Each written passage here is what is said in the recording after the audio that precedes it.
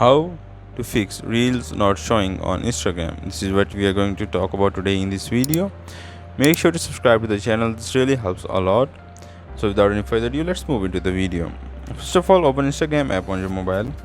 As you open Instagram app on your mobile, then go down to the profile option that is located down below. As you click on that, then go on these three lines up above. Before going to these three lines, you can see that I am not having any option of reels over here. So what I have to do is go on these three lines up above and then go to settings option. As I go to settings option, then I have to go to help option. As I go to help option, that I have to go to report a problem or help center. I am going to go on report a problem.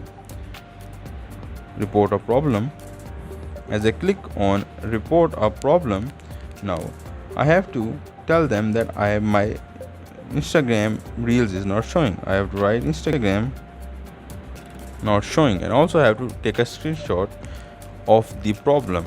By taking the screenshot and clicking on submit button, I can fix reels not showing on Instagram problem. This is all from the video. Make sure to subscribe to the channel. If you have any question, put it down in the comment section, and also don't forget to hit the like button. Thank you.